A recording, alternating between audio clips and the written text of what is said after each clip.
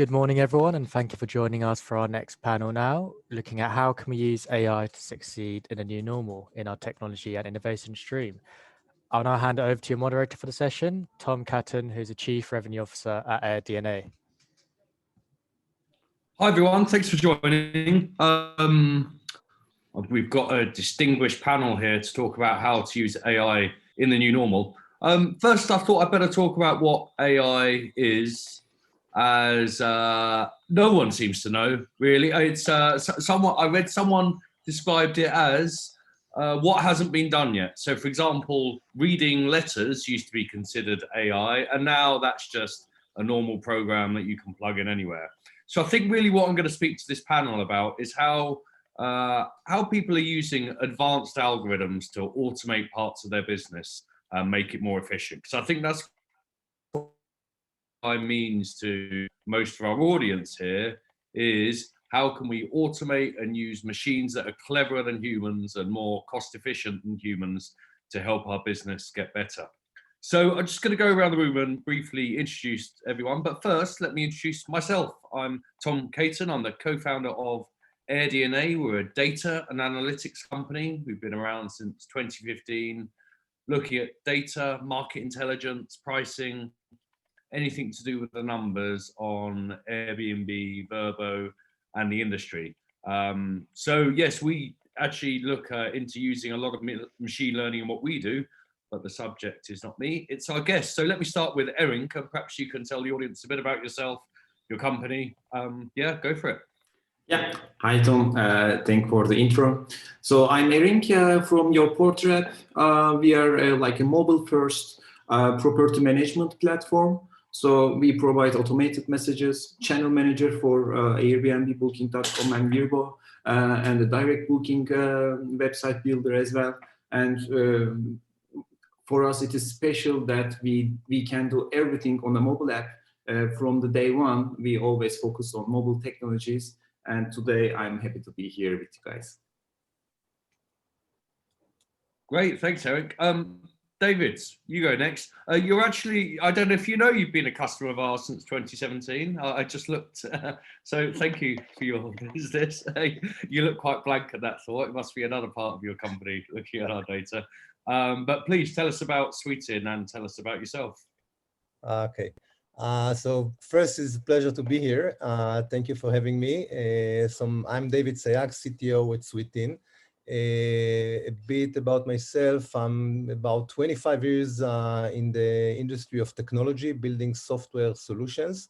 Probably last 4 or 5 years in the hospitality industry, but also been in other industries like transportation and healthcare and some others. So I've seen AI and machine learning in different aspects.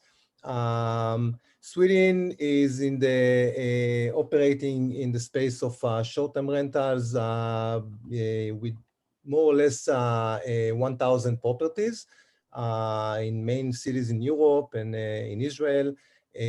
Most of them are operated by us directly. Some of them are managed by partners and by franchises we have.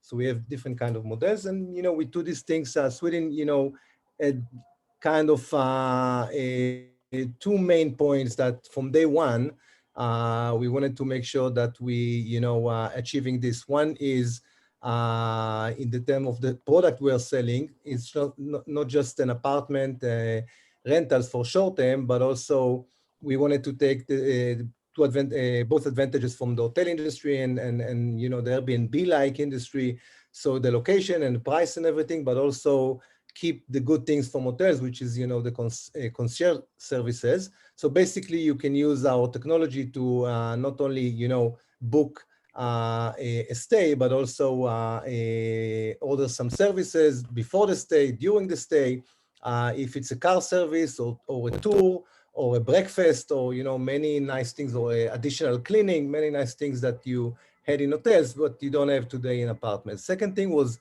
again, from day one, technology, focus on technology. Digitalize, I bet we'll talk about it more during this session, but it's important exactly, what to do and how to do, in order to keep the balance between making things automated on one hand, and on the other side, to keep the human touch. So that's, I think it's an important point we can discuss later, how we use AI for that. Great, thanks so much, David. And James, coming in from Kigo. I'm sure most people are familiar with Kigo, but remind them if they're not. Yeah, so I'm James. I work at Kigo. Kigo is a solution which helps property management companies in the day-to-day running of their business. We do that through our PMS, our channel manager, and we have tools as well, such as guest communication, operational automation, revenue management, payments, and websites. Great. So let's start with you, David. You are the CTO of your company, so you should be deep into the technology of artificial intelligence. What experience have you had in building out the Sweetin stack with artificial intelligence? Which bits have you decided to use, and which bits have you decided, say, this is too much for our audience? Yeah, so we've building this technology in the last 4 years, and like I think everyone, we've started with the basic stuff first, because back then PMS were not adjusted for apartments, just for hotels, and even those were quite, I would say, old, and they didn't fit the new needs that we have today. So all the basic stuff that we need to make a full end-to-end digitalized experience for the customers. And AI is always were there, at least, maybe not always, but in the last 2-3 years, it becomes more and more all around us. And today, we're already using AI.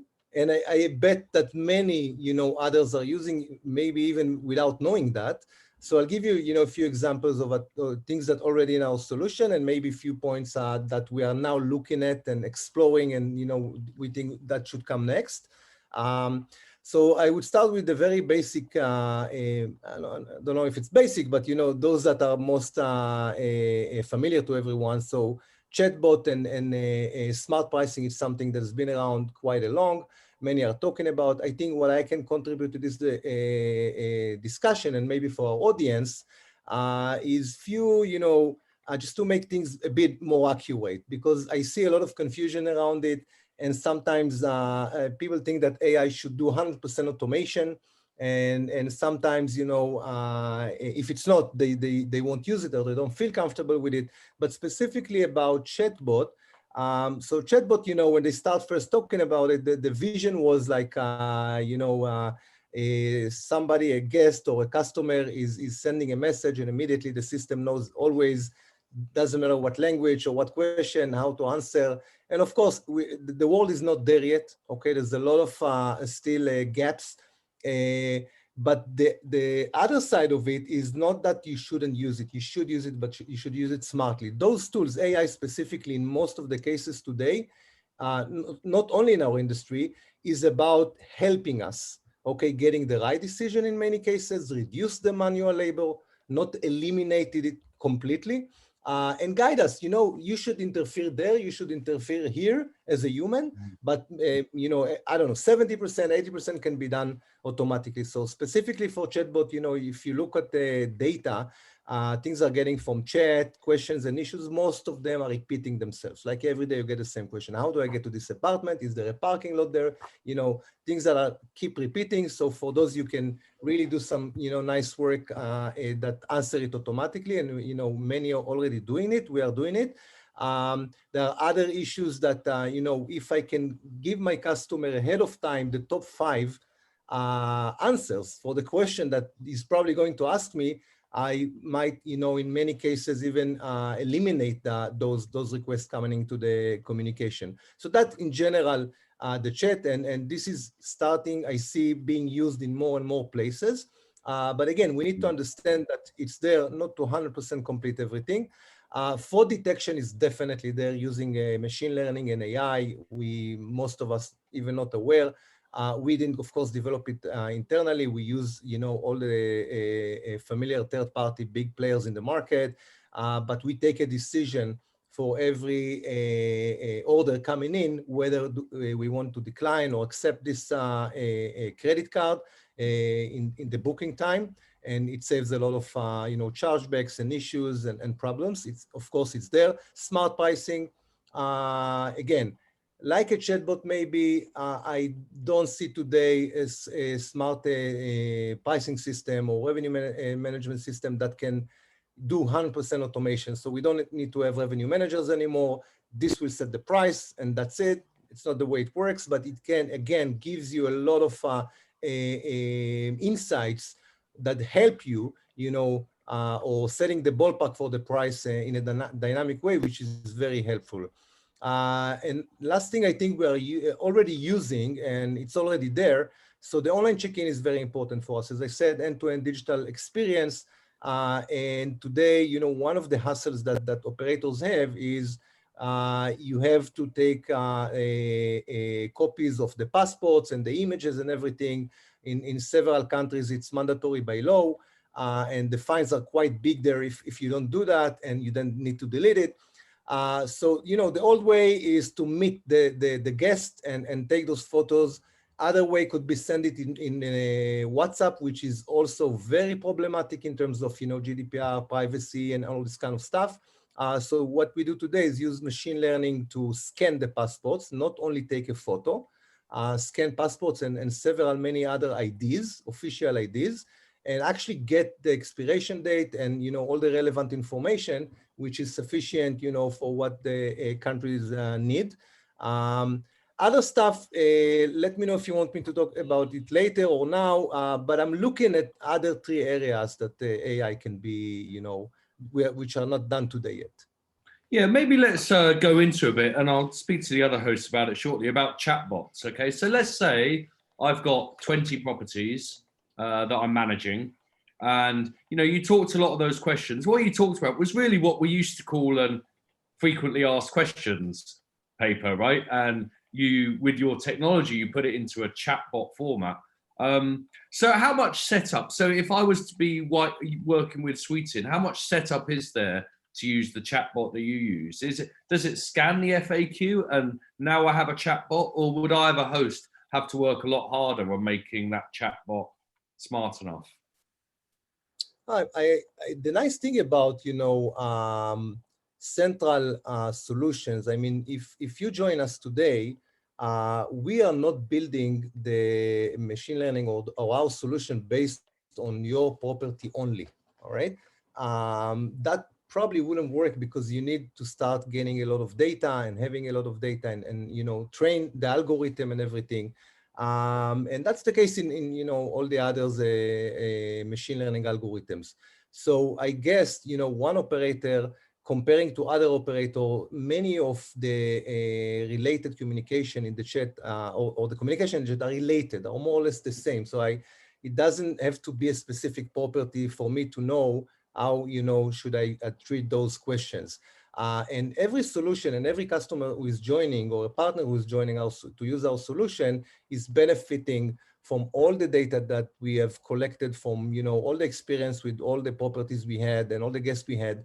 And it's basically using the same algorithm. So it doesn't matter if you are a 20 property size operator or 2,000. It's the same algorithm. So the setup should be very simple. As the host, you'd have to make sure you were aware of the parking situation. So that question, is there parking? They probably want more than yes or no. So how much training do you have to do to bring in that chatbot to make it successful for your business? Because the worst thing, I'm sure we've all been there in the early days of chatbots, is the answer wasn't what you needed and it was endlessly frustrating rather than satisfying. How do I park at your property? Yes. No, but I need to know where the parking space is, this other information. So how do you help potential customers with that problem? So I guess, again, as I said, the way I see chatbot still, you still need to inject it with some data ahead of time, like, property information, the basic solid property information, like, what floor and are there stairs to get to this apartment? How many stairs? Sometimes very important, right? Parking lots and so on. These are, easy things that we collect when we onboard the property. Okay, when we get the property and we want to push it to channel managers and OTAs, is one of the things we do. We get all the information regarding this, and then we inject it into the algorithm as well. But the idea is to make sure that specifically in chatbot, and I would love to hear other guys' opinions as well. I think we are not there yet in terms of full automation.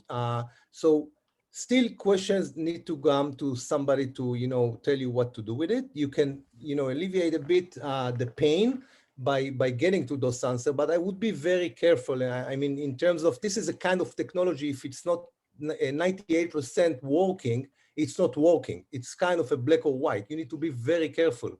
So I'd rather to take very small portion of the questions and the communication, and only those that I'm sure that the bot will do a good job and take care of them, and the rest of keep either sending, as you said, frequently asked question ahead of time, okay, or reminders, or in the journey things, tips and whatever, in order to save the coming questions to the call center or the communication center. And we still have, work on chatbot. And I guess when technology is getting better and better, we will see it evolving and improving more, but still we need to be very careful with chatbot. All right, thanks, David. Eric, your app is introducing a suite of AI tools just released or about to. Yeah. Can you talk about what you found interesting to work with your customers on? Yeah, sure. Actually, David pointed the problem really, really well. So here at your portrait, we started building automation technologies for guest communications when we started 4 or 5 years ago.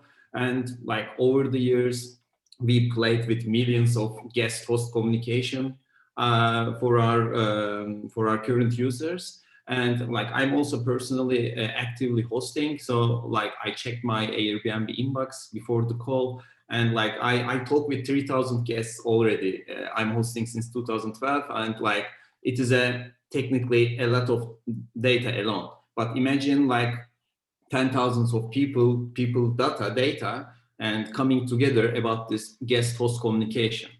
So this is very important, because when you want to build something with artificial intelligence, you need to have the big data first. I mean, if you are not talking of millions of data in your database, so you cannot talk about machine learning or artificial intelligence. You can only start training a machine if you have millions of different examples to train your machine learning algorithm. So this also creates maybe a disadvantage for smaller operators against the bigger operators tools out there. But still, the thing is, if you are a part of a software, or if you are using a tool managed on a bigger scale, but still applicable for your smaller business. So because if you have 5 properties, you need to have you need to wait for a long time to get a lot of data and start building on your own. But on the other hand, the technology is going rapidly, new tools every day. People are building some stuff with the data, or with the anonymous data as well. So maybe for smaller operators, it is also opportunity to use a third-party tool instead of trying to build everything on their own. So then, of course, I would prefer, say, machine learning instead of artificial intelligence, because it would be an overstatement and some kind of exaggeration if you really know what AI is. So what we do is technically training machine learning algorithms with the enormous data we have. So what we do currently is, of course, we have this regular scheduled messages, thank you for your booking, check-in instructions, a review reminder, that kind of stuff. These are automation, that's cool. They just scheduled messages, so we send them on a scheduled time, and of course it is personalized, but it is a very basic algorithm. It is not machine learning. So what we heard from our users is that in addition to these scheduled messages, our hosts have problems with these host-guest conversations for each state. Like when you study these conversations between guest and host, you see that there is like lots of frequently asked questions. And at the end of the day, they have very common answers. I mean, for each property or in terms of strategy or like the cancellation policies, that kind of stuff. So technically you can easily answer those questions. So what we did, we trained our algorithm with like more than 10 million messages to detect this kind of frequently asked questions during a guest stay. So it starts with inquiry, like maybe like a discount question or like, hey, we are coming with a car, can we park our car at your place? After the reservations, let's say like, can we check in early? These are the like very, I'm sure in the audience, they have answered that kind of questions hundreds and thousands times maybe. Like how and when do we take the trash out? What is your Wi-Fi password? So these kind of common questions, of course, it doesn't seem as easy as sounds because there is like more than 5,000-6,000 way of asking the Wi-Fi password. So you need to find all these different ways of asking these questions and train your algorithm. And even if they found a new way of asking the password, your algorithm should detect it and send the correct answer, even if you are like sleeping or if no one is online at the moment. So this is this is a good technology that people like short-term rental operators can apply, and it creates a really strong added value for guests as well. I mean, imagine getting an answer in 2 seconds. So this is it also makes the guest experience much better, and they feel like they are good taken care of. So practically, Eric, how do your customers take advantage? So I spoke about this a bit with David. So when they sign up, they get a kind of a long sheet to fill out of, is there parking? What's the Wi-Fi? And you give the answers. They give that to you, and then by the end of the day, they now have a chatbot that's dealing with 70% of their queries. Is that an accurate number? So I think it can even more than that. Like I believe we can go even more than 70%. The thing is, even if you are a user of our platform for a long time, so our algorithm also suggests the answers. So like I have seen that you answered the parking lot request in that way. Is this a correct answer? If yes, okay, I will keep that. If not, please replace it. And then for the next parking question, I will for a specific property. Of course, it is also like important if you have just like if you just launch a property and you don't have many conversation back there, it doesn't help. But for example, my properties are at least 6-7 years old, and I have quite good data even for a single property. So we detect the questions. Of course, if you have enough data, we can also suggest the answer. If not, you can just type your frequently asked questions answers, and then so you just type it once, and when the algorithm starts working, so you don't need to interfere. So even if you are like managing properties abroad in a different timeline, so your guest will get the correct answer for that, like the common questions. Sure. Okay, thanks, Eric. James, so you're at Kigo, and you are the, and I think Kigo more is the route to a host of different AI providers, and you are the repository where they can find them all. So how has Kigo's experience been with those AI-focused partners in the last year? Yeah, so I think an important part to talk about first, and you mentioned it at the beginning, is when we speak of automation versus AI, or as Eric, as you said, like machine learning, because there's very important distinctions between the two. What Kigo helps with is much more on the automation side of things. So David, Eric, you guys have just mentioned something which is, I think, really important. It's in terms of the communication with the guest, right? And it's when they have a lot of questions. That information, I think, as we all know, is normally already available for the guest on an FAQ page, on a help page, how to park. There's all information that they can access themselves.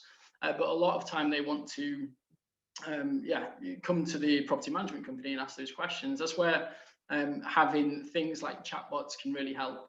The way that Kigo tries to help with those issues then, when it comes to automation, is to preempt some of those questions. So for instance, with a guest communication tool, automation can help you then understand that you typically get these questions about how to park, how to access the property, what the door code is, and they typically come at a set time, a day or a week or whatever before the guest is due to check in. So being upfront and predicting that and being able to proactively contact the guest, we see that has a huge benefit there.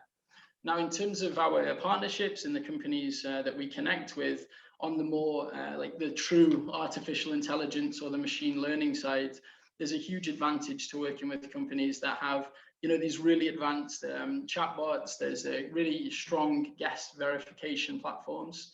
So David, you mentioned it there as well, with the ability to check the guest ID and verify if it's a true ID, especially in the new normal that we see today. One of the the biggest challenges for guests, or the biggest request and need of them, is to still maintain some distance and really reduce human contact as much as possible.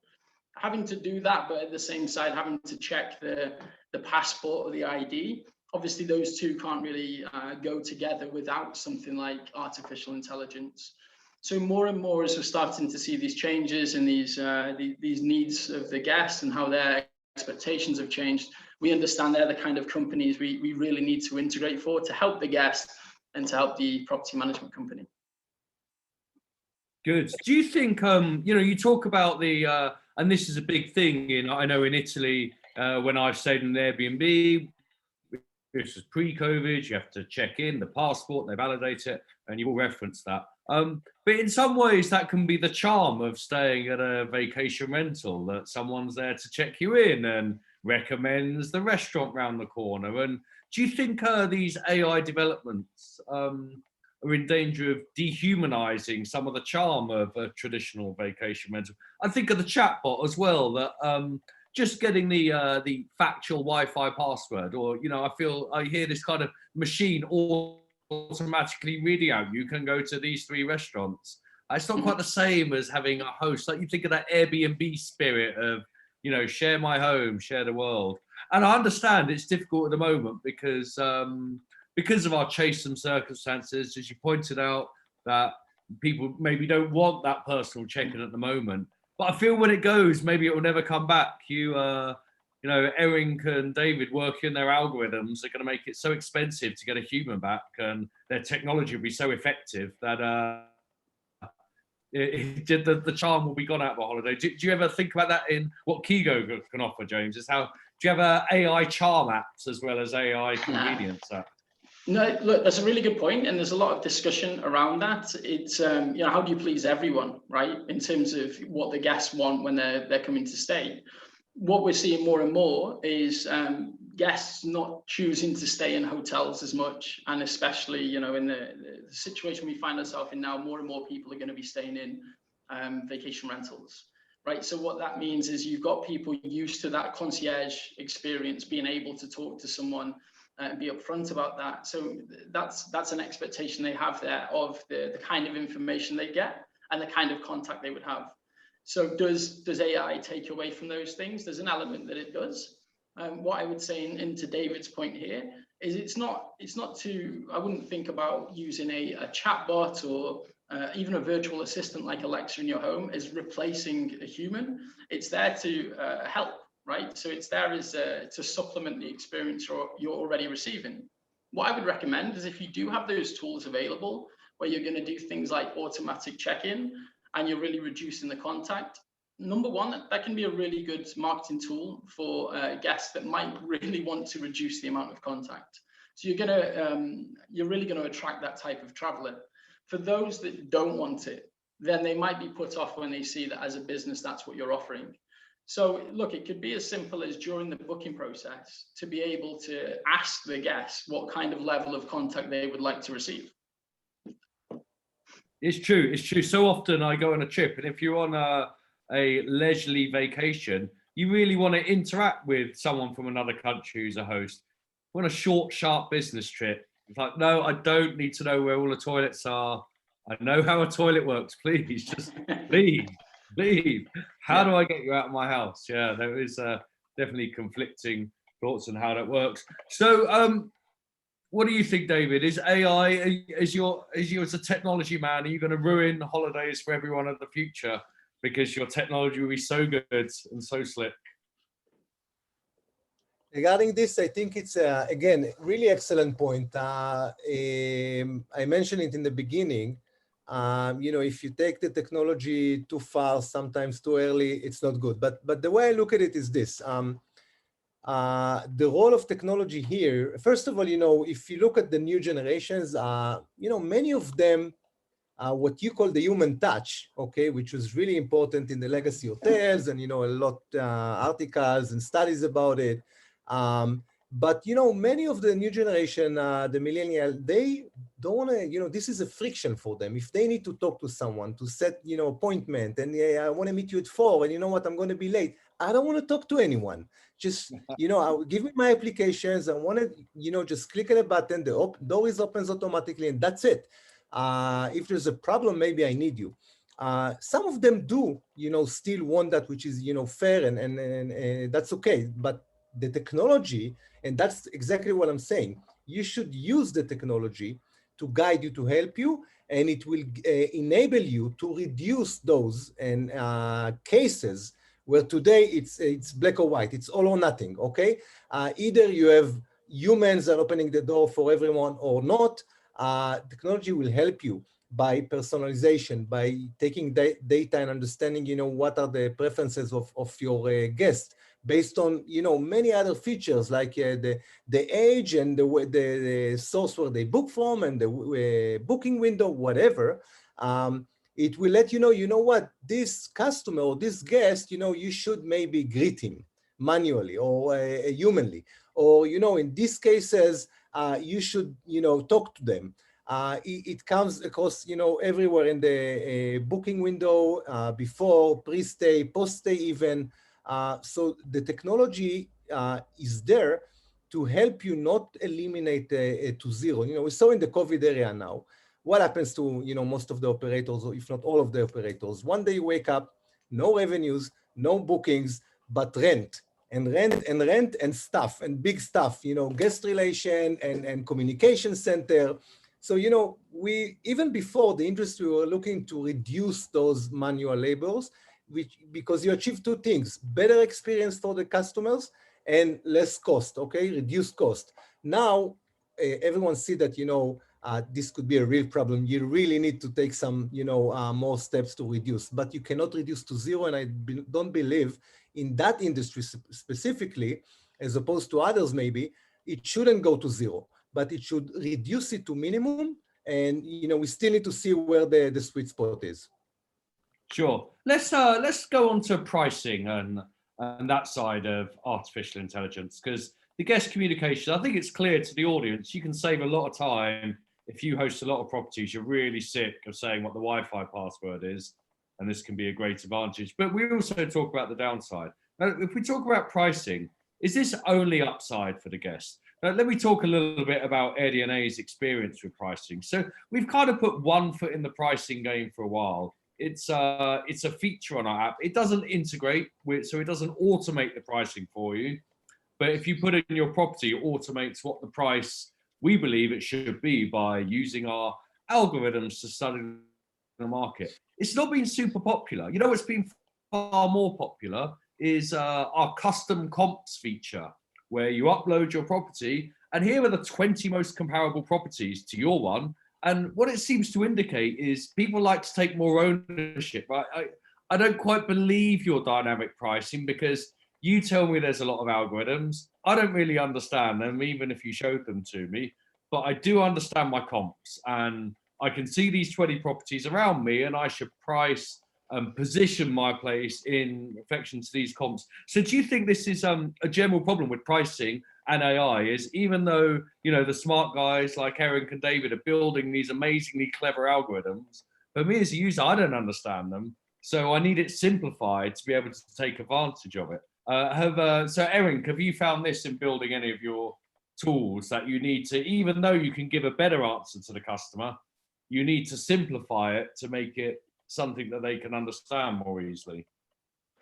Yeah, that's really interesting point about using like this kind of smart algorithms from third parties. So like 5-6 years ago, when the first smart pricing tools started to appear for my properties, I said, okay, these will not work. No one can know my area and know my trends in my neighborhood. So I will definitely perform better than these algorithms. So it like, and I avoided all of them. So, but today I see that I'm a human at the end of the day, and at some point I can miss some points. So it is not clever to leave all your pricing to this kind of tools. That I completely agree. But at the end of the day, you need to have an eye on it. So unfortunately, when I'm not using anything, I miss, like I got quite regular rates for my Christmas evening, for my New Year's evening. So I got booked for a very lower rates, but like an algorithm would definitely warn me to increase my rates for the special days, special events, etc. And I believe that for the users, that kind of tools should know their place and just jump in at the correct time, so I can benefit it better for my business, for increasing my revenue, or like for serving my guests better. So I really like this. I also check your competition tool. So it is important to know what's going on, but I still prefer just playing around with my actual rates on my calendar, like closing some days, making some special days much more higher than suggested. But I always keep an eye on data and what they suggest to me, but I don't leave my calendar to them and go away. Yeah, sure. So man plus machine for you. James, what do your customers prefer? Automated pricing, set and forget, or do they like to get their hands dirty like Eric does? It's a combination of both. I think, you know, it's really important. You have to know your base, right? So you know your sort of ideal pricing that you need to set. Generally, what we find is that people will do the manual research to understand the local area, and then utilize pricing tools to be able to make adjustments based on what adjustments they would make anyway. So you know, that's where the automation can really come in, and that's where we see it's used very easily, because essentially what you're saying is, hey, if it's a day before check-in and, you know, the property's vacant, what would I drop the price to automatically? Or if it's, you know, further out, I've got high occupancy, what would I increase the price by? So we're not, you know, in this case, we're talking automation. We're telling the machine, hey, this is what I'm going to do anyway. I'm not going to be able to respond as quickly as you can, or it's going to take me a significant amount of time to do that every single day. So please just do this based on, you know, my mindset. What we're looking at, and, you know, what you definitely see in the industry and some of the pricing companies that we connect with, is taking it, you know, an additional step further, then beginning to analyze things like, you know, some really complex scenarios. So looking at if there's local events which are happening, what people with similar properties in the area are doing, what the weather might be like, for example, and really getting to a point, and even exceeding in some cases tools which the hotel industry has been using, you know, for years. Sure. Yeah. So what pricing tools are on offer at Kigo at the moment then? So do you have your own tool, and then you have a marketplace to other tools? How would a user of Kigo benefit from this information? Yeah, so we've got built in a revenue management tool, okay, and along with our channel manager as well, there's pricing adjustments which are made there based on a certain set of conditions. So as I just mentioned then, it's looking at the occupancy of a property or group of properties and adjusting the price based on your instructions to that. Also looking at the proximity to stay. So again, if it's something way out in the future, do you want to increase the price on the chance that you don't normally get bookings then, but if I do, I might as well make more money. And then also, recently in the past year or so, we've really expanded upon that with our channel manager. So you're able to set this based on individual properties or individual channels, and really configure certain rules to take advantage of things like gaps in your calendar. So for example, rather than have a minimum stay, which is something that we've seen a lot in the industry, companies saying, I don't want to rent anything less than 3 days, because at that point, it actually costs me more money to do so. And the software that I have in place it's a little bit too complex or long-winded for me to see a gap and make that available for a higher price. So what we've done is built out the automation of that. So if you have a 2-day gap, you can increase the price to the point where it will always be the same as your 3-day pricing. So you're taking the same, and so on and so forth. If it's a longer booking, you might want to drop the price. Seasonality can be baked into that as well, in the event that, look, for Christmas rates, obviously I might want them to be different on one platform compared to another, for example. So really a whole range of options there. Sure. David, how about you? How's your experience with pricing gone, and what do your users like to do? Yeah, so I totally agree with what has been said here. I think I divided to two sections: automations and machine learning. I mean, there's a lot to do in the automation side, like James mentioned and Eric mentioned, different basic rules that you can code to either close those gaps of one night that was kind of an orphan that wasn't booked, and many other stuff. And machine learning, I think, again, but as Eric said, I think it should be, and you said, Tom, a supportive tools. Imagine, revenue manager sitting with 5 screens.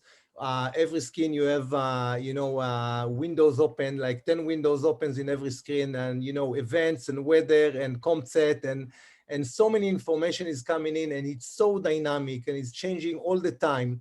It's really difficult to be that focused all the time. And, human being making mistakes. So I do see those tools, and even machine learning, predicting what should be the ballpark, what should be, more or less the price, and yet let them decide eventually based on all the digested information they get, what do you want to do with it? Some aspects regarding predicting the price is going to be very difficult, unlike training a car to drive, which in most cases it's easier, okay? Here you need to predict behavior of people and economical behavior, and it's really difficult. One day you wake up, things completely change. So I think it's too dangerous still to just let my revenue managers or customers this is the number, just plug it in, and we plug it in for you, and you don't care about it. So eventually I see at least in the near future, property management companies should have more properties with less revenue managers using those tools. Okay, you can do that, which is good.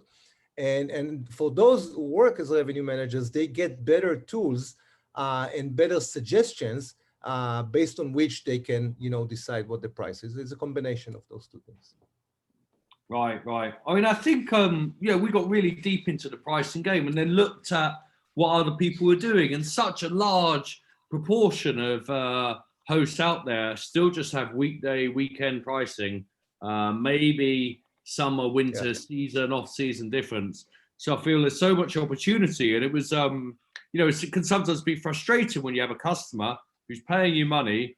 It's part of what they're paying you. They're getting a dynamic pricing tool, and you look at their properties and they're following that model, because there's that kind of fear that, I can't really trust the machine. Well, you're kind of doing a terrible job. So, okay, maybe the machine won't find that local cider festival that you know about, but on balance over the year, you feel confident. And I think the problem with pricing is it's really hard to test, because you do it yourself over a month, and then you'll never know the counterfactual, because even though you might know what the pricing suggested is, you don't know the bookings you would have got. So I think particularly small operators find it really hard to have faith in the algorithm, and they think, oh, it's done something stupid.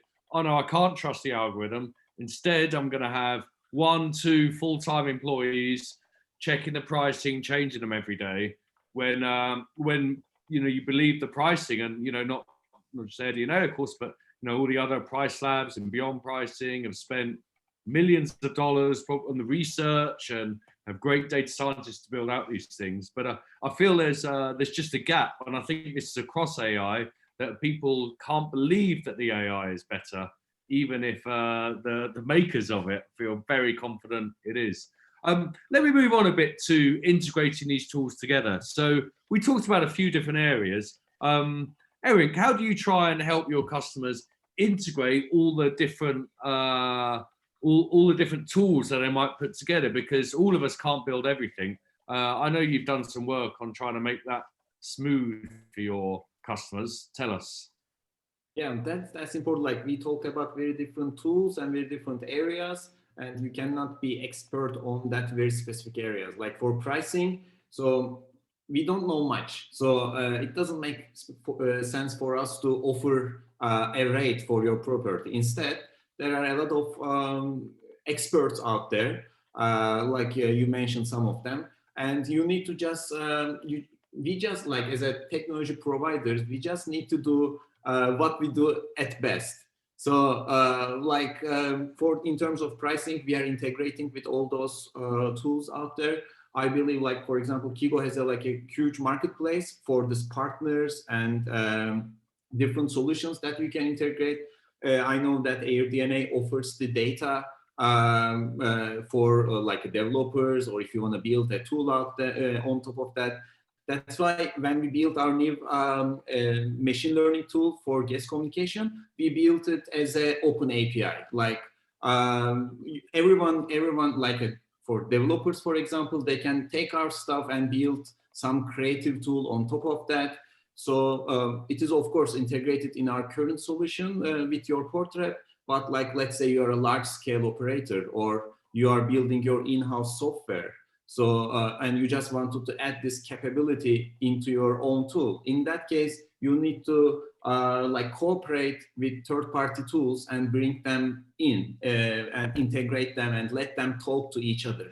So when I believe that also in the very near future, these integrations, marketplaces, they will have like a huge impact on how our technology will be advanced, because we cannot build everything on our own. So we take the best out there and offer our users. So, and at the end of the day, it is also our users' decision which pricing tool to use. We just offer the integrations, and also we do the same. We have a tool, we offer it to everyone. If someone comes and wanna build something on top of that, or wanna integrate it with their system, so we are always open to them. I believe this is like the correct way to go for the technology providers.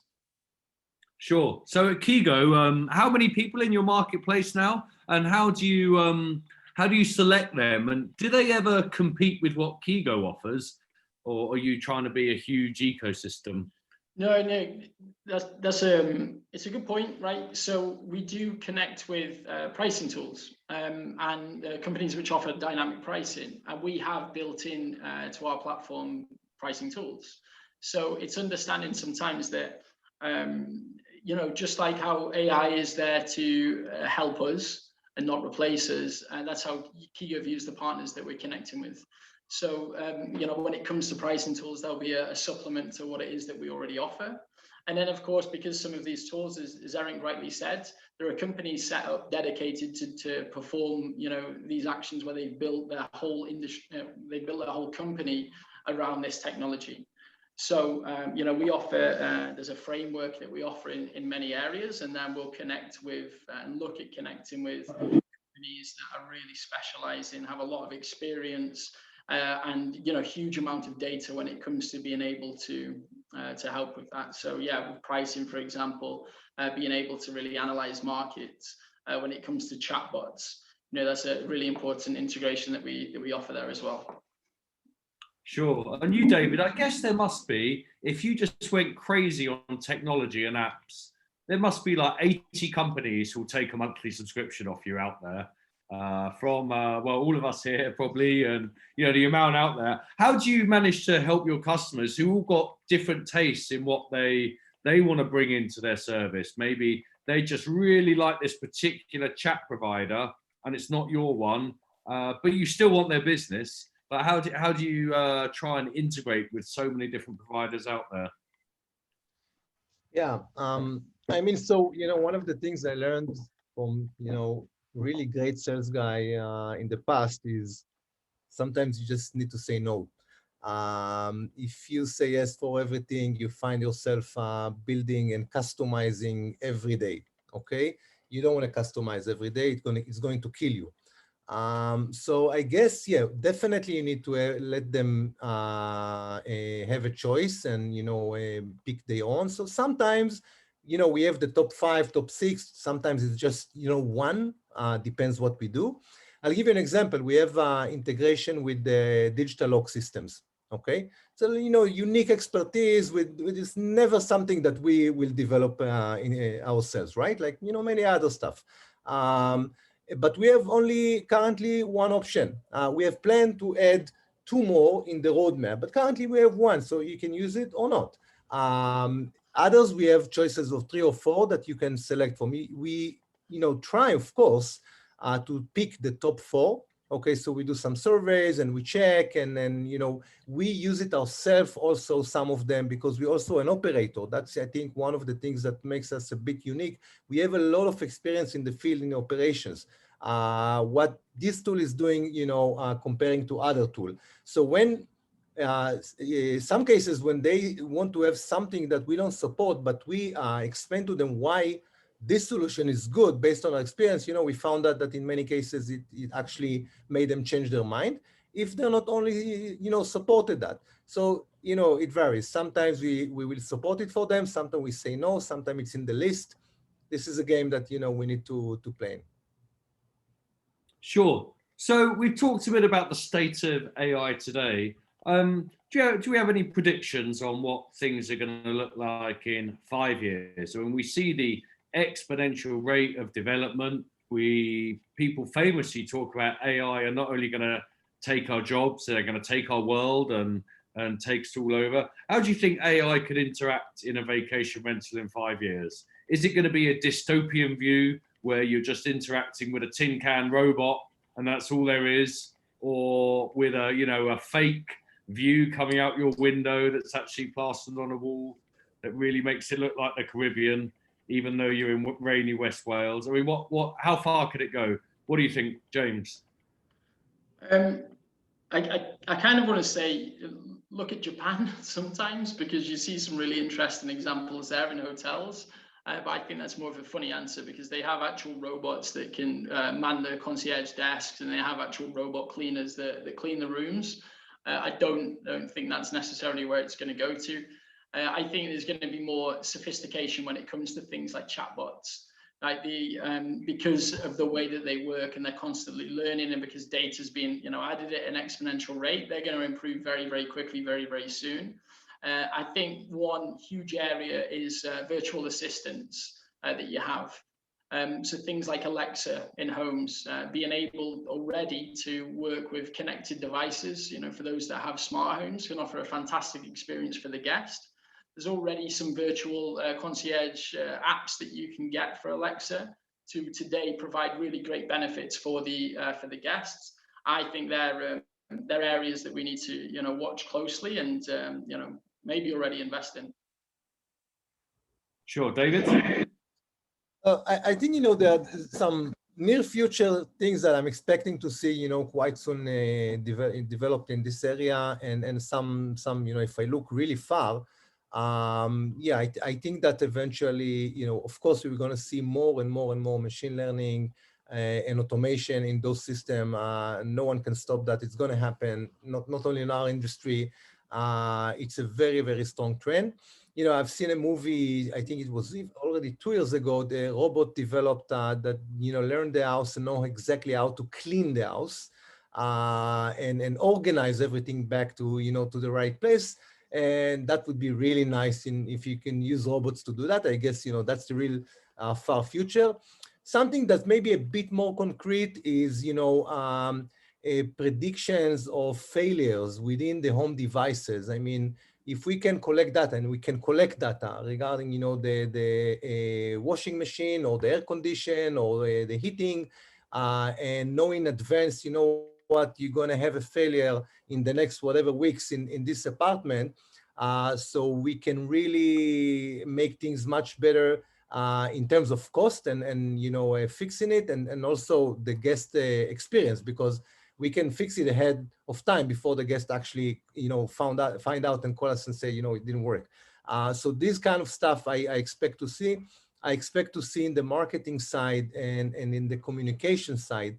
I think, Eric, you mentioned the basic algorithms automation, not machine learning, that, today journeys, everyone is, having their own basic rules, basic algorithms. We're going to set confirmation, we're going to send greetings and all set mail.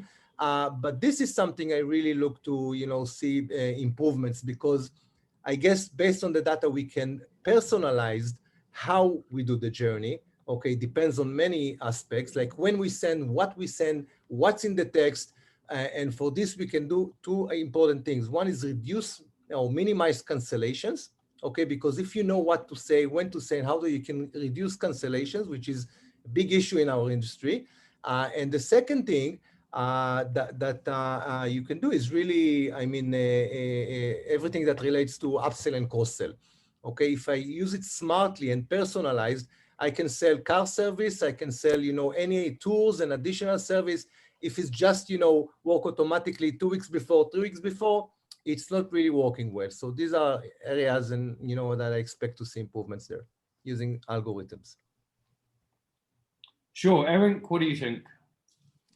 Yeah, I'm quite optimistic about the future, because when I compare it with 5 years ago and at which point we are right now, so it is a huge difference. And I also believe that this post-corona world, so I think the paradigm of these short-term rental operators and guests will change. So more and more contactless technologies will appear, and they will be cheaper, easy to reach, easy to set up. I believe that the technology companies like us will invest more and more in this kind of contactless technologies, and it will be it will develop faster than the last 5 years, because our industry at some point will definitely need it. So I strongly believe that we will see even these robots or the end-to-end contactless check-in, full automation. We will see that technologies sooner than we assume today, because of this, as I said, post-corona, everything will change, everything will shift, and the companies will need to be part of it. And we need to invest more and more in these new technologies, and we need to make it more reachable for everyone for better prices, I believe.